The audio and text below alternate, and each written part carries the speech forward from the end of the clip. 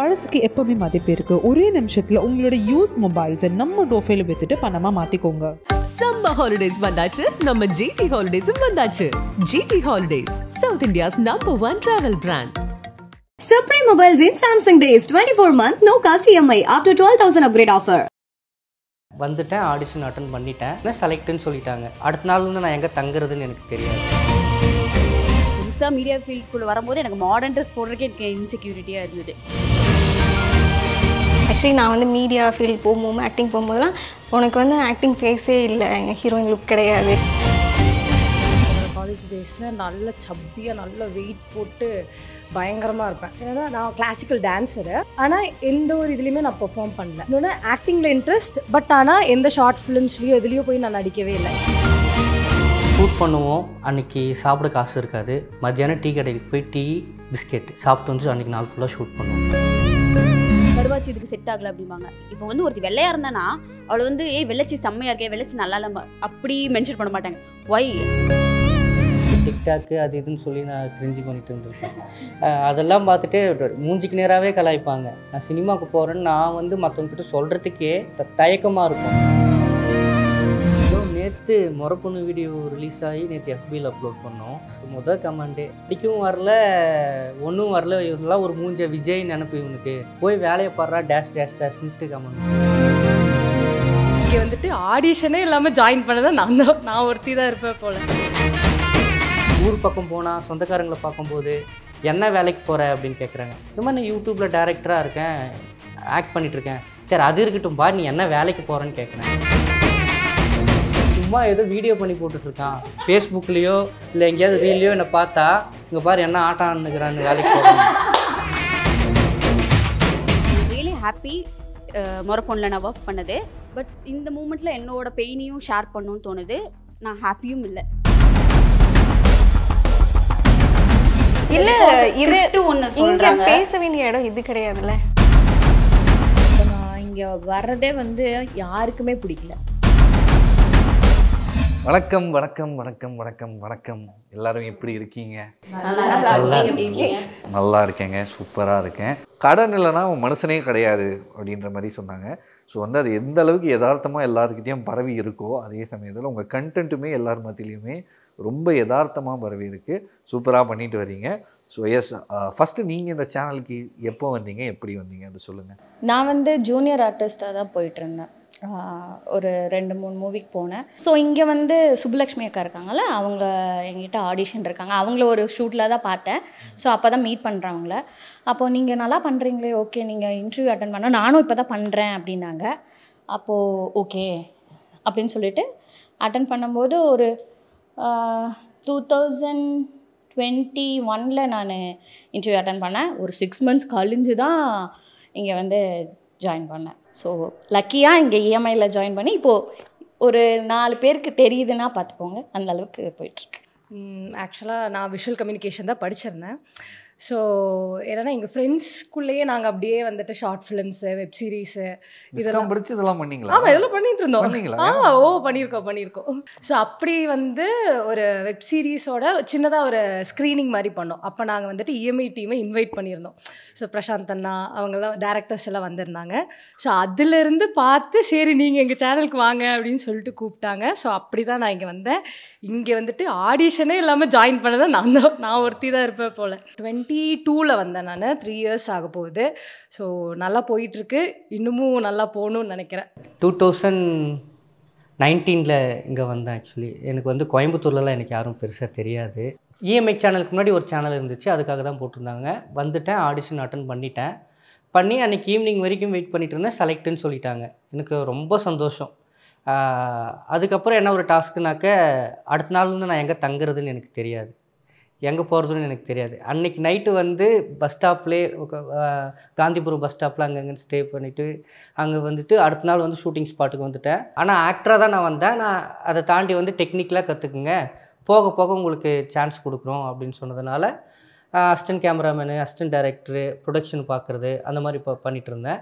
மறுபடியும் அன்றைக்கி ஈவினிங் போயிட்டு ஃப்ரெண்ட்ஸு சர்க்கிள் தெரிஞ்சவங்க யாராவது கோயம்புத்தூரில் இருக்காங்களா அப்படின்ட்டுலாம் கால் பண்ணி தெரிஞ்ச ஃப்ரெண்ட் ரூமில் ஒரு 2 நாள் அதுக்கப்புறம் ஒரு ஃப்ரெண்ட்ஸ் ரூமில் 2 நாள் அப்படி வந்துட்டு தான் போயிட்டு இருந்தேன். பிரசாந்த் அண்ணாக்கிட்ட வந்து அவர் வந்து கேட்டிருந்தாரு, எங்கேருந்துடா நீ வர, எந்த ஏரியா கோயம்புத்தூரில் அப்படின்னாங்க. ஆக்சுவலி நான் கோயம்புத்தூர் இல்லைங்கண்ணா, திருப்பத்தூர்லேருந்து வரேன், திருப்பத்தூர் டிஸ்ட்ரிக்ட்லேருந்து வரேன், எனக்கு இங்கே யாரும் தெரியாது, தெரிஞ்சவங்களோட ரூமில் தான் நான் தங்கியிருக்கேன் அப்படின்னு. அப்படியாடா, நீ கோயம்புத்தூர்னு நினச்சி தான் நாங்கள் எடுத்தோம், இங்கே வந்து உனக்கு சேலரியும் இப்போ பெருசாக கொடுக்க முடியாது, கொஞ்சம் சேனல் வளரட்டும், அதுக்கப்புறம் நீ வா, இப்போ நீ கிளம்பிக்கோ அப்படின்ட்டாரு.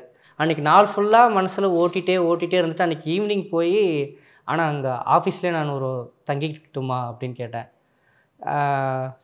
யோசிக்காமல் சரி தங்கிக்கிடான்னு சொல்லிட்டாரு.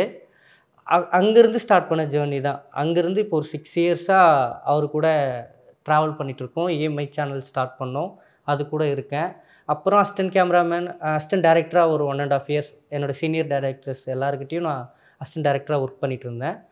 அப்புறம் தான் ஒரு சான்ஸ் கொடுத்தாங்க, நீ டைரக்ட் பண்ணு அப்படின்னு சொல்லிட்டு. அப்புறம் டைரக்ட் பண்ண ஆரம்பிச்சு இப்போ ஒரு 70 வீடியோஸ் டைரக்ட் பண்ணியிருக்கேன். நான் வந்து காலேஜ் படிச்சுட்டு இருந்தேன். இதுக்கு முன்னாடி ஒரு சின்ன சேனல் ஜூனியர் ஆர்டிஸ்டாலாம் பண்ணிகிட்டு இருந்தேன். அப்போ வந்து இது மாதிரி புதுசாக ஒரு சேனல் ஓப்பன் பண்ண போகிறாங்கன்னு அந்த சேனலில் இருந்த சேனல் எடுத்து சொன்னார். சரி ஓகே அட்டன் பண்ணி பார்க்கலாம் அப்படின்னு சொல்லிட்டு EMI ஸ்டார்ட் ஆகும்போது அந்த ஆடிஷன் அட்டன் பண்ணேன். வித்தின் 2 டேஸில் நீங்கள் செலக்டட் அப்படின்ட்டாங்க. ஸோ EMI ஸ்டார்டிங்லேருந்து இப்போ வரையும் அப்படி ட்ராவல் பண்ணிகிட்ருக்கேன், இன்னும் ட்ராவல் பண்ணுவேன்னு நினைக்கிறேன். நான் வந்து ஷார்ட் ஃபிலிம்ஸ்லாம் பண்ணிகிட்டு இருந்தேன். ஸோ அப்போ வந்துட்டு ஷார்ட் ஃபிலிம்ஸ்னால் வந்துட்டு இயர்லி ஒன்ஸ் அந்த மாதிரி தான் பண்ண மாதிரி இருந்துச்சு. பட் ஆனால் எனக்கு வந்து அது அப்படியே கண்டினியூஸாக பண்ணிகிட்டே இருக்கணும் அப்படிங்கும் போகும்போது என்னோடய சீனியர் வந்து இங்கே நடிச்சிட்டு இருந்தாங்க EMIயில். அப்போ அவங்கக்கிட்ட கேட்டு அவங்க மூலியமாக ஆடிஷன் பண்ணி அப்புறந்தே 2020-21 ஸ்டார்டட். ஸோ அப்போ இருந்து இப்போ வரைக்கும் இருக்கும். ஸோ EMI அப்படின்ற ஒரு சேனலில் இருக்கீங்க. ஸோ அப்படி இருக்கும்போது ஃபினான்ஷியல் ஸ்ட்ரகிள் அப்படின்ற ஒரு விஷயம் வந்து உங்களுக்கு எப்போ வந்துச்சு, இன்னுமே இருக்கா, அதை எப்படி ஓவர் கம் பண்ணிட்டு வரீங்க, அதை பற்றி சொல்லுங்கள். ஃபினான்ஷியல் ஸ்ட்ரகிள் நம்ம பர்சனலாக ஃபேஸ் பண்ணுறத விட ஃபேமிலி சைடு வந்து பேரண்ட்ஸ் அஃப்கோர்ஸ் எதிர்பார்ப்பாங்க. ஓகே பொண்ணு வந்து முடிச்சிட்டா, அடுத்து வந்து இவளுக்கு ஒரு நல்ல சேலரியில் ஒரு ஜாப் வேணும், அடுத்து சிஸ்டர்ஸோ சிப்ளிங்ஸோ இருந்தாங்களோ அவங்கள பார்த்துக்கணும் அப்படின்னு அந்த ப்ரெஷர் அவங்க போடும்போது வீட்டையும் கன்வின்ஸ் பண்ணிவிட்டு நமக்கு கிடைக்கிற காசில் அதுவும் ஆர்டிஸ்ட்டாக இருக்கும்போது நம்மளோட மேக் ஓவர் காஸ்டியூம்ஸ் அதெல்லாம் ஃபேஸ் பண்ணிவிட்டு நம்மளோட ஹெல்த்துக்காக பண்ணுறது அது எல்லாமே ஃபினான்ஷியல் ஸ்ட்ரகிள்ஸ் ரொம்ப நிறையா இருக்குது. பட் இங்கே ஆனஸ்ட்டாக சொல்லணும், இங்கே EMIயில் இருக்கும்போது இஃப் எனி எமர்ஜென்சி ஏதாவது ஒரு ஃபினான்ஷியல் ஸ்ட்ரகிள்னால் பிரசாந்த் அண்ணாட்ட போய் நின்னா அவர் வந்து ஈவன் அன்றைக்கி வந்து ரெவன்யூ அந்த தடவை வந்து ரெவன்யூ இல்லைனாலுமே, அந்த இயர் ரெவன்யூ ப்ராப்பராக இல்லைனாலுமே, இல்லை அவரோட பர்சனல் லைஃப்பில் நிறையா ஃபினான்ஷியல் இது ஃபேஸ் பண்ணிருந்தாலும் நான் போய் நிற்கும் போது அண்ணா எனக்கு ஹெல்ப் பண்ணியிருக்காரு ஃபினான்ஷியல் இதில். நமக்கு அது பெர்மனெண்ட்டாக இருக்க போகிறது கிடையாது அந்த ப்ராப்ளம்ஸோ அந்த ஃபினான்ஷியல் இதுவோ. ஆனால் அந்த டைமில் அது ஒரு பொண்ணாக எங்கே போய் நிற்கிறது, யார்கிட்ட போய் ஹெல்ப் கேட்குறது அப்படின்னு ஒன்று இருக்கும். அந்த டைமில் ஆனஸ்ட்டாக நான் டீமுக்குள்ளே இருக்கனால சொல்கிறேன், இந்த டைமில் நான் தேங்க்ஸ் சொல்லணும்னு நான் நினைக்கிறேன். பிரசாந்த் அண்ணா நிஜமாவே ரொம்ப ரொம்ப தேங்க்ஸ். நான் ஃபேஸ் பண்ணிகிட்டு இருக்கும்போது நீங்கள் எனக்கு ஹெல்ப் பண்ணது, இப்போ ஹெல்ப் பண்ணிகிட்டு இருக்கிறதுக்காக ரொம்ப ரொம்ப தேங்க்ஸ். ஸோ அது அப்படி ஹேண்டில் பண்ணிட்டுருக்கோம். ஓகேங்கிற மாதிரி போயிட்டுருக்கு ஃபினான்ஷியல். அந்த டைமில் வந்து இப்போ நமக்கு உடனே சேல்ரி அப்படிங்கிறது வந்து நிர்ணயம் இல்லைல்ல. அப்போ கொஞ்ச நாள் போக போக இங்கே வந்து ஒரு சேல்ரி மந்த்லி சேல்ரியாக போயிட்டு இருந்துச்சு. ஸோ எனக்கு வந்து அது ஒரு பெரிய விஷயமா இருந்துச்சு. ஏன்னா எனக்கு சப்போர்ட் யாருமே கிடையாது. அந்த டைமில் வந்து இங்கிருந்து வந்த எனக்கு ஒரு அமௌண்ட்டும் வந்து எனக்கு ரொம்ப பெரிய விஷயமா இருந்துச்சு. அப்போது ரீசெண்டாக லாஸ்ட் வீக் கூட என் குழந்தைக்கு உடம்பு சரியில்லை, 10,000 கட்டினா தான் அட்மிஷனே போட முடியும் அப்படின்னாங்க. என்கிட்ட அவ்வளோ இப்போ 10,000 பே பண்ணுறதுக்கு என்னோடய அக்கௌண்ட்டில் அமௌண்ட் இல்லை. கால் பண்ணி இங்கே ஃபோன் பண்ணி கேட்டேன். அடுத்த நிமிஷம் எனக்கு அமௌண்ட் ட்ரான்ஸ்ஃபர் பண்ணாங்க. நான் குழந்தைய அட்மிட் பண்ணேன். 15 டேஸ் இருந்த ஹாஸ்பிட்டலில் இருந்தால் இப்போ ரெக்கவர் ஆகி வீட்டுக்கு வந்துட்டான். ஸோ வந்து எனக்கு ஒரு சம்பளம் என்னோட குழந்தைகளை பார்த்துக்கிறதுக்கும் என்ன இது பண்ணுறக்கும் இங்கேருந்து வந்து ஒரு பயங்கர சப்போர்ட் வருது. அது இன்னும் வந்து அப்படியே கண்டினியூ ஆகி நாங்களும் ஒரு பெரிய லெவலுக்கு வரணும் அப்படிங்கிறது சொல்கிறேன். ரொம்ப thanks for the channel Prashanth Varman and Karthika. Thank you. இந்த ஃபினான்ஷியல் ஸ்ட்ரகிள்ன்ற எடுக்கிறத தாண்டி இப்போ பொதுவாக ஒரு விஷயம் இருக்கும். ஒரு பையனோ பொண்ணோ வந்து ஒரு சில பேர் வீட்டில் வந்து படித்து முடிச்சிட்டாங்க அப்படின்னு வைங்களேன். இந்த குடும்பஸ்தன் படத்தில் வர மாதிரி ஒன்ஸ் ஒரு சம்பளத்தை வந்து வீட்டுக்கு கொடுத்துட்டாங்க அப்படின்னு இருந்தால் அது வந்து கண்டினியூ ஆகிட்டே தான் வந்துட்டுருக்கும். அது வந்து வெறும் பசங்களுக்கு தான் இருக்குது அப்படின்னு சொல்கிறத தாண்டி நிறைய பெண்கள் வீட்லேயுமே இருக்குது. அவங்களுமே நிறைய கமிட்மெண்ட் வந்து இப்போ எடுத்து நிறைய ஒர்க்கிங் உமன்ஸ் இந்த மாதிரிலாம் வந்துட்டாங்க இல்லையா? ஸோ அப்படி இருக்கும்போது நீங்கள் என்ன மாதிரியான ஹேண்டில் பண்ணுறீங்க அதை பற்றி? இல்லை இப்போது என்னென்னா காலேஜ் முடிச்சுட்டு நான் கிட்டத்தட்ட ஒரு 3 இயர்ஸ் எந்த ஒர்க்கும் போகாமல் எதுலேயுமே இது பண்ணாமல் தான் இருந்தேன். ஏன்னா நாங்கள் பேக்கரி வச்சுருந்தோம். ஸோ எங்கள் அம்மாவுக்கு நான் சப்போர்ட்டிவாக அப்படி தான் இருந்தேன். ஆக்டிங்கும் பண்ணலை, இதுவும் பண்ணல, ஃபுல் அண்ட் ஃபுல் கடை அந்த மாதிரியே தான் போயிடுச்சு. அதுக்கப்புறம் எங்கள் கடை வந்துட்டு லாஸ் ஆயிடுச்சு. நாங்கள் அதை க்ளோஸ் பண்ணிட்டோம். அதுக்கப்புறம் என்னாச்சுன்னா அந்த ஃபினான்ஷியல் எனக்கும் ஏதாச்சும் ஒரு பங்கு என் ஃபேமிலிக்கு நான் கொடுக்கணும் அப்படிங்கிறது வந்துட்டு ரொம்ப இதாக இருக்கும். என்கிட்ட கேட்கவே மாட்டாங்க. அது வந்து அது இன்னும் ஹர்ட் ஆகும். ஆமாம், என்னால் முடிஞ்ச அளவுக்கு நான் என்னோடய சேலரியிலேருந்து நான் எங்கள் வீட்டுக்கு நான் கொடுத்துட்ருக்கேன். ஆனால் அதை நான் கொடுக்கறத தாண்டி ஒரு இது கூட என்கிட்ட கேட்க மாட்டாங்க. ஸோ அது என்ன தெரியல, எங்கள் அப்பாவும் சரி எங்கள் அம்மாவும் சரி அதை கேட்கவே மாட்டாங்க. உனக்கு எதாவது வேணுமா என்கிட்ட திருப்பி கேட்பாங்க. அவங்க வாங்கி கொடுக்கணும் அப்படின்னு சொல்லிட்டு இது பண்ணுவாங்க. ஸோ எனக்கு அவங்களுக்கு வந்துட்டு எனக்கு இப்போ என்னென்னா இது எனக்கு பத்தாது. இப்போது ஓகே என்னோடய செலவெல்லாம் போய் ஓகே என்னால் வந்துட்டு மேனேஜ் பண்ண முடியுது. ஆனால் எனக்கு இதுவும் பத்தாது. என்னோடய ஃபேமிலிக்காக நான் வந்துட்டு இன்னும் நிறையா செய்யணும். ஏன்னா அவங்க என்கிட்ட கேட்கல. ஸோ கேட்காதவங்களுக்கு நான் இன்னும் நிறைய கொடுத்துக்கிட்டே இருக்கணுங்கிறதுக்காக இன்னும் உழைச்சிட்டே இருக்கணும்னு நான் நினைக்கிறேன். ஷூட் பண்ணுவோம். அன்றைக்கி சாப்பிட காசு இருக்காது.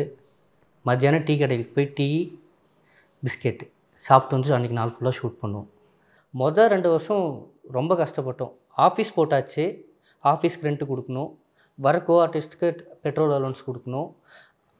அப்படி மேனேஜ் பண்ணுற அளவுக்கு மட்டும்தான் ரெவன்யூ வந்துட்டு இருந்துச்சு. சாப்பாடு அதுவே எனக்கு பெரிய ஒரு கிஃப்ட்டு. சாப்பிட்டுட்டு வேலை செய்கிறோம், பிடிச்ச வேலையில் இருக்கும், சாப்பாடு இருக்குது. அதுக்கு முன்னாடி இருந்த நிலமை வேறு. அதுக்கப்புறம் அது எல்லாமே கிடச்சதுக்கப்புறம் எங்களுக்கு வந்து ரொம்ப வருஷம் கழித்து கோர் டீமில் 5 பேர் இருக்கோம். 5 பேர்த்துக்கு கொடுத்த முதல் சம்பளம் வந்து 1000 ரூபா.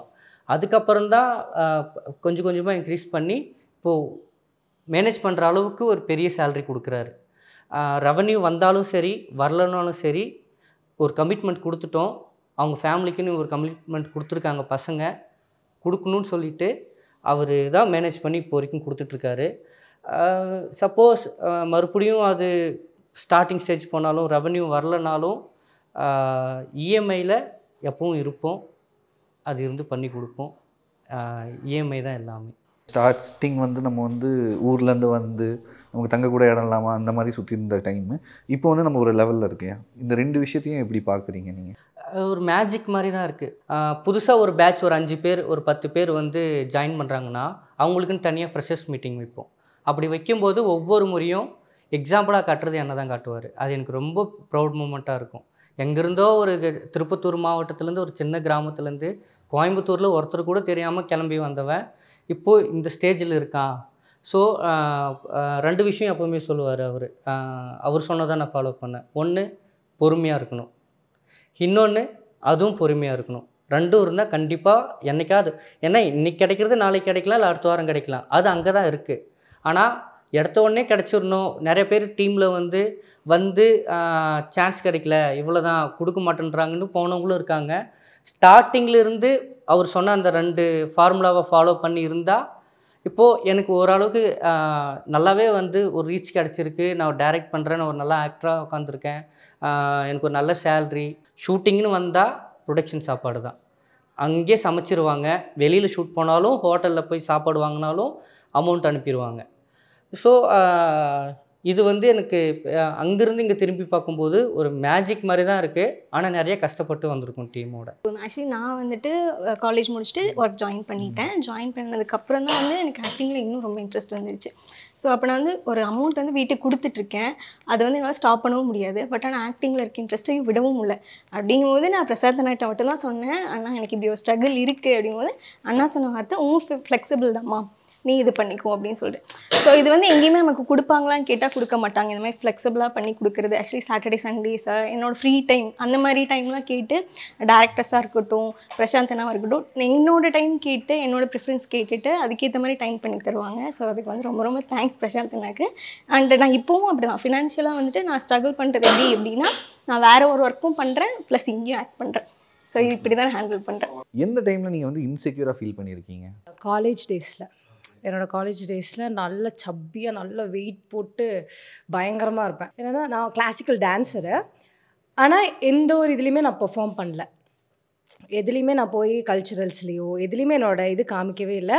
இன்னொன்று ஆக்டிங்கில் இன்ட்ரெஸ்ட், பட் ஆனால் எந்த ஷார்ட் ஃபிலிம்ஸ்லேயோ எதுலேயோ போய் நான் நடிக்கவே இல்லை. அதுக்கப்புறம் அது நானாகவே தான் உடைக்கணும்னு நினச்சேன். ஏன்னா தேர்ட் இயரில் எப்படியும் நம்ம வந்துட்டு நான் லாஸ்ட்டில் ஒரு ஷார்ட் ஃபிலிம் நம்ம தனித்தனியாக பண்ணணும். ஸோ என்னோடய ஷார்ட் ஃபிலிமில் நான் தான் நடிப்பேன் அப்படின்னு சொல்லிட்டு அங்கே உடஞ்சது தான். ஃப்ரெண்ட்ஸ் எல்லாம் தான் ஒர்க் பண்ணாங்க. நான் அது பண்ணது பார்க்கும்போது இவளுக்கு இப்படி நடிக்க வருமான்னு சொல்லிட்டு அவங்களோட எல்லா ஷார்ட் ஃபிலிம்லேயும் நான் தான் நடித்தேன் அப்புறம் லைனாக. ஏன்னா ஃபஸ்ட்டு என்னோட தான் போச்சு.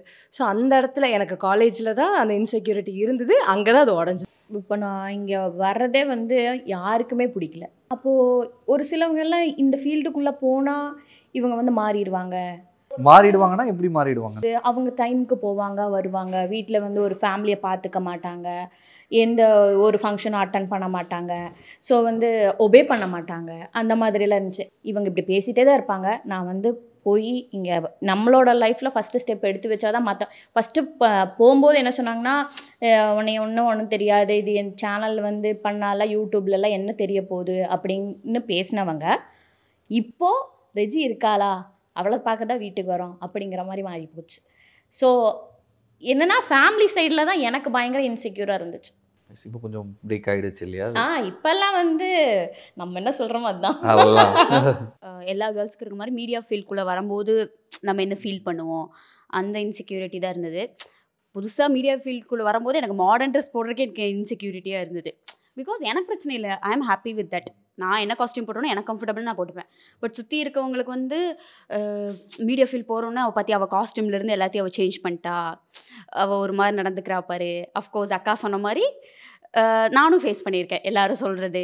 இப்போ வந்து நீ இந்த ஷேட் லிப்ஸ்டிக் போடாத, டஸ்கி டோனில் இருக்கவங்களுக்கு நல்லா இருக்காதும்பாங்க. நான் போடுவேன், இல்லை எனக்கு பிடிச்சிருக்கு. நான் என்ன நானே அதை பிரேக் பண்ணி அந்த இன்செக்யூரிட்டிலேருந்து பிரேக் பண்ணி வரதுக்கு அது கொஞ்சம் டைம் எடுத்துச்சு. அது எவ்வளோ நாள்னு தெரியாது. பட் நானே இங்கே வந்தக்கப்புறம் தான் அது ஃபேஸும் பண்ணேன், இங்கே வந்தக்கப்புறம் தான் அது பிரேக்கும் பண்ணேன். ஆக்சுவலி நான் வந்து மீடியா ஃபீல்ட் போகும்போது ஆக்டிங் போகும்போதெல்லாம் உனக்கு வந்து ஆக்டிங் ஃபேஸே இல்லை, எங்கள் ஹீரோயின் லுக் கிடையாது, இது மாதிரி ஒல்லியாக இருக்க, இந்த மாதிரிலாம் நிறைய பாடி ஷேமிங் பண்ணியிருக்காங்க. பண்ணி அங்கேயே எனக்கு வந்து நான் அங்கேயே அப்படியோ என்ன நானே வந்து ரொம்ப இன்செக்யூராக ஃபீல் பண்ணி போகாமல் இருந்து இந்த மாதிரிலாம் நிறைய இருந்திருக்கேன்.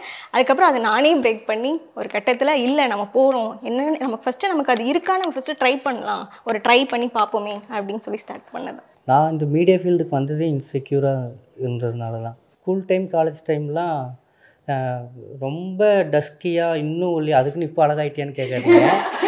இன்னும் கொஞ்சம் அக்லியாக தான் இருந்தேன், நானே அதை அக்செப்ட் பண்ணிப்பேன். ஆனால் வந்து நான் சினிமாவில் போகணும், நான் நடிக்கணும்னு எனக்கு ஆசை. அப்போது டிக்டாக்கு அது இதுன்னு சொல்லி நான் கிரிஞ்சி பண்ணிட்டு இருந்திருப்பேன். அதெல்லாம் பார்த்துட்டு மூஞ்சிக்கு நேராகவே கலாய்ப்பாங்க. யாருக்குமே நான் இந்த மாதிரி ஆடிஷன் அட்டென்ட் பண்ணிகிட்ருக்கேன், நான் சினிமாவுக்கு போகிறேன்னு நான் வந்து மற்றவங்ககிட்ட சொல்கிறதுக்கே எனக்கே ஒரு மாதிரி என்ன சொல்கிறது, தயக்கமாக இருக்கும். சொன்னால் ஏதாவது சொல்லிவிட்டு அதை வந்து நான் ஸ்டாப் பண்ணிடுவேனோ அப்படின்னு சொல்லி. ஒரு கட்டத்தில் வந்து சுற்றி இருக்க ஊரில் இருக்கிற ஃப்ரெண்ட்ஸாக இருக்கட்டும், ஃபேமிலி சர்க்கிளாக இருக்கட்டும், அங்கங்கன்னு வந்து எப்போல்லாம் எனக்கு வந்து அட்வைஸ் பண்ணாங்களோ மூஞ்சிக்கு நேராகவே எப்படியாது உனக்கு செட் ஆகாது, விட்டுரு, வேலைக்கு போ. வீட்லேயுமே எங்கள் அம்மாவே சொல்லியிருக்காங்க என்னென்னா, உனக்கு என்னெல்லாம் ஆசை இருக்கோ அது வந்து உனக்கு பையனோ பொண்ணோ பிறந்தா அவனை வச்சு நீ இது பண்ணிக்கோ, நீ இப்படியே இருந்துருவியோன்னு எனக்கு பயமாக இருக்குது, வேண்டா. எப்போல்லாம் ஊருக்கு போகிறனோ, எப்போல்லாம் ஃப்ரெண்ட்ஸ்கிட்ட பேசுகிறனோ அப்போது நீ இன்னும் லீடாக பண்ணல. அதுக்கப்புறம் லீடாக பண்ணும்போது அவங்க பார்க்க ஆரம்பித்தாங்க. ஓகே யூடியூப்பில் தானே பண்ணிகிட்ருக்க, சினிமாக்கு யார் கூப்பிட போகிறாங்க. இப்போது அதை விட ஒரு வெப் சீரிஸ் பண்ணிகிட்ருக்கேன், ஃபுல் அண்ட் ஃபுல் நான் லென்த் வீடியோவில் நான் பண்ணிகிட்ருக்கேன். அட்வைஸ் பண்ணுறதை கம்மி பண்ணிட்டாங்க. என்னென்னா எனக்கு என்ன தெரிய வந்துச்சுனாக்க, பேசுகிறவங்க பேசிகிட்டே தான் இருக்க போகிறாங்க, நம்ம க்ரோத்தை பார்த்துட்டு போயிட்டுருக்கோம் தான். ஸோ அந்த இன்செக்யூர் வந்து கொஞ்சம் கொஞ்சமாக தான் கம்மியாயிடுச்சு. ஆனால் இப்போவும் அது இருக்குது. ஊர் பக்கம் போனால் சொந்தக்காரங்களை பார்க்கும்போது என்ன வேலைக்கு போகிற அப்படின்னு கேட்குறாங்க. இந்த மாதிரி நான் யூடியூப்பில் டேரக்டராக இருக்கேன், ஆக்ட் பண்ணிகிட்ருக்கேன். சரி அது இருக்கட்டும்பா, நீ என்ன வேலைக்கு போகிறேன்னு கேட்குறேன்.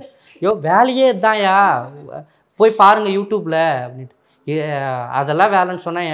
ஏன்னா இது ஒரு வேலை, இது ஒரு ப்ரொஃபஷ்னல். ஆனால் எங்கள் ஊர் சைடு வந்து இது வந்து சும்மா ஒரு ஜாலிக்கு பண்ணுறது தான் இன்னமும் நினச்சிட்ருக்காங்க. நான் வேலைக்கு போகல, சும்மா சுற்றிட்டு இருக்கேன்னு தான் நினச்சிட்ருக்காங்க. இப்பவும் எனக்கு ஒரு சம்பளம் வருது, சாப்பாடு போடுறாங்க, எனக்கு ஒரு ஆஃபீஸ் இருக்குது, மேனேஜர்னு ஒரு போஸ்டிங் கொடுத்துருக்காங்க, இவ்வளோ இருக்குது. ஆனால் இப்போவும் நான் வந்து சும்மா ஏதோ வீடியோ பண்ணி போட்டுட்ருக்கான் ஃபேஸ்புக்லேயோ இல்லை எங்கேயாவது ரீல்லையோ என்னை பார்த்தா, இங்கே பாரு என்ன ஆட்டம் ஆடுனுக்கிறான்னு வேலைக்கு போகிறாங்க. எனக்கு என்ன சொல்கிறது, அப்போல்லாம் வந்து இப்படி தான் தோணும். சரி எப்படியோ பேசிட்டு போங்க, என் வேலையை நான் பார்த்துட்டு நான் போகிறேன் அப்படிங்கிற மாதிரி இருக்கும்போது என்னென்னலாம் நெகட்டிவ் கமெண்ட்ஸ் உங்களுக்கு வந்துச்சு, and what you are going to reply for them? இதோ நேற்று முறப்பொண்ணு வீடியோ ரிலீஸ் ஆகி நேற்று எஃபியில் அப்லோட் பண்ணோம். அதில் ஒருத்தர் கமெண்டே நடிக்கவும் வரல ஒன்றும் வரல, இதெல்லாம் ஒரு மூஞ்ச விஜய் நினப்பு இவனுக்கு, போய் வேலையை பாடுறா டேஷ் டேஷ் டேஷ்ன்ட்டு கமெண்ட் பண்ணி வச்சுருந்தேன். ஸோ எப்படி ஓவர் கம் பண்ணுறீங்க அதை நீங்கள்? இது வந்து நான் ஸ்டார்டிங்லேருந்தே பழைய அது அந்த மாதிரி வார்த்தைங்களே கேட்டு கேட்டு கேட்டு வந்து இப்போ எனக்கு அது வந்து எனக்கு பெருசாக தெரியல. 100 கமெண்ட்டில் வந்து பார்த்தீங்கன்னாக்கா ஒரு 90% ஒரு 99 கமெண்ட் நல்லா தான் எனக்கு வரும். ஆனஸ்ட்டாக அதில் ரசித்து பார்க்குறவங்க தான். அதில் ஒரு கமெண்ட் 2 கமெண்ட் வந்து அவனுக்கு பிடிக்கலன்னு சொல்லி நம்மளை மாற்றிட்டு இதை விட்டு போயிட முடியுங்களா?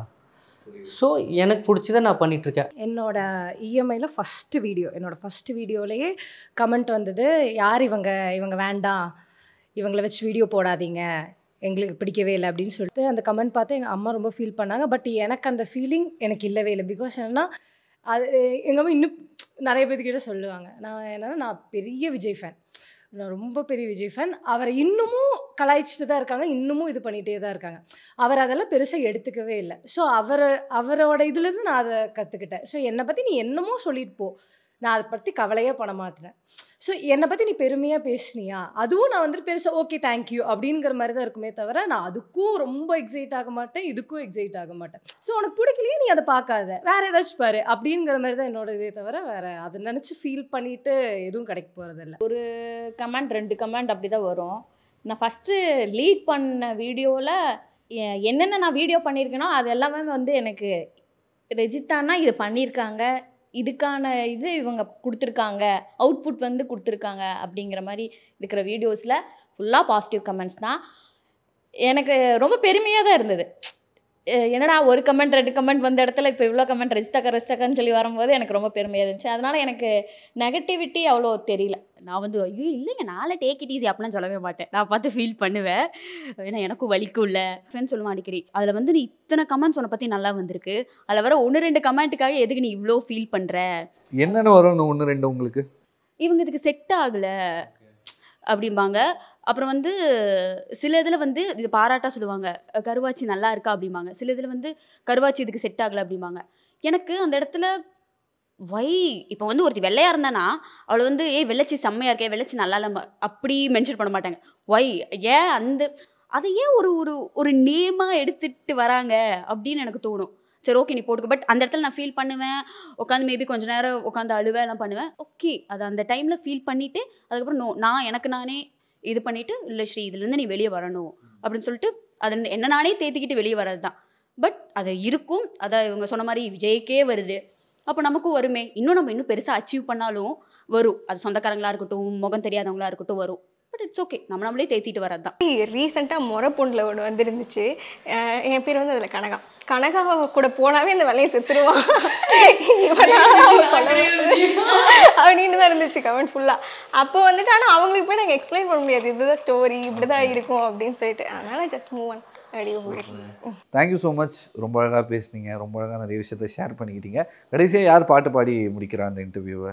இல்லை பாட்டு பாடுறதுக்கு முன்னாடி I want to share my experience முறப்பொண்ணை பற்றி.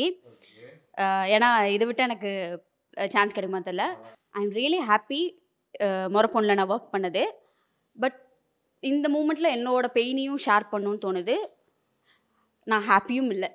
பிகாஸ் எனக்கு பெருசாக சாட்டிஸ்ஃபைடு இல்லை முறப்பொண்ணில் நான் பண்ண ரோல். ஏன்னா எனக்கு சொன்னது ஒன்று, நான் பண்ணது எனக்கு வந்தது ஒன்று. இந்த வீடியோக்காக நான் எவ்வளோ வெயிட் பண்ணேன் அப்படின்னு இங்கே இருக்க டீம்மேட்ஸுக்கு தெரியும். பட் எனக்கு கொடுத்த கேரக்டர் அது அப்படியே ஸ்பாட்டுக்கு போனதுக்கப்புறம் அப்படியே மாறிடுச்சு. ஸோ இந்த இடத்துல என்னோட பையனை நான் ஷேர் பண்ணணும்னு நினைக்கிறேன் டேரக்டர் கிட்ட, that I am not satisfied இங்கே ஒர்க் பண்ண. மன்னிச்சிருங்க ஹீரோயின் மேடம். அடுத்த இதில் வந்து பெரிய இப்போ நிறைய பேர் அந்த வீடியோவில் இருக்காங்க. இப்போ நான் இருக்கேன், இங்கேயே நம்ம இத்தனை பேர் இருந்து இதுக்கு முன்னாடி அத்தனை பேர் நின்றுட்டு இருந்தாங்க, உனக்கு அம்மா அப்பா பண்ணியிருக்காங்க. ஸோ இவங்க எல்லாத்துக்குமே வரும்போது நம்ம அந்த சீன்ஸ் கம்மியாக தானே இருக்கும். பட் உன்னோட ஸ்பேஸ் உனக்கு அவங்க இல்லை இதில் நானும் ஒன்று சொல்லுவேன், எனக்கு ஒன்று சொன்னாங்க ஆனால் நான் ஒன்று பண்ணேன், அது சொன்னது கரெக்டாக தானே இருக்குது. இல்லை இது ஒன்று இங்கே பேச வேண்டிய இடம் இது கிடையாதுல்ல. டேரக்டர் கிட்ட சொல்லலாம். பட் சொல்கிறது நமக்கு ஸ்கிரிப்ட் சொன்னது ரெஜிகாட்ட கேளுங்க, ஸ்கிரிப்ட் சொன்னது ஒன்று, ஸ்பாட்டில் வந்தது ஒன்று தானே. ஸோ ஒய்ன்னு நான் கேட்குறேன். ஒய் டேரக்டர் சரி இதெல்லாம் பிராங்க்னு சொல்லிடுறேன். அதான் எப்பயோ தெரியும் அது. ஐயா என்கிட்ட சொல்லல, அவங்க கிட்ட சொல்லல, வெட்டி முடிச்சாரு. ஏன்னா யாருமே இவ்வளவு ஓப்பனா இப்படி பேச மாட்டாங்க. கொஞ்சமாவது இவங்க சொல்லும்போது கூட ஓகே, நடுவுல வந்து அவங்க பேசுறாங்கல்ல. இல்லை எனக்கு எங்கே டவுட் வந்துச்சுன்னா இவங்களுக்கு தெளிவாக தெரியும் இந்த ஒரு சீனில் தான் வருவாங்கன்னு. ஆனால் தெரிஞ்சுமே இப்படி பேசும்போது தான் ஓகே. நீங்க கொஞ்ச நேரம் வந்து சஸ்டெயின் பண்ணியிருந்தா இந்த பொண்ணு வந்து மைக்கெல்லாம் கழட்டி விட்டு தூக்கி போட்டிருக்கோம். சரி ஓகே, தேங்க்யூ ஸோ மச். நன்றி, மீண்டும் சந்திப்போம். வணக்கம் வணக்கம் வணக்கம். பழசுக்கு எப்பவுமே மதிப்பு இருக்கு. ஒரே நிமிஷத்துல உங்களோட யூஸ் மொபைல்ஸை நம்ம டோஃபேல வித்துட்டு பணமா மாத்திக்கோங்க. சம்மர் ஹாலிடேஸ் வந்தாச்சு, நம்ம ஜிடி ஹாலிடேஸும் வந்தாச்சு. GT holidays, south India's #1 travel brand. Supreme Mobiles in Samsung Days 24 month no cost EMI up to 12,000 upgrade offer.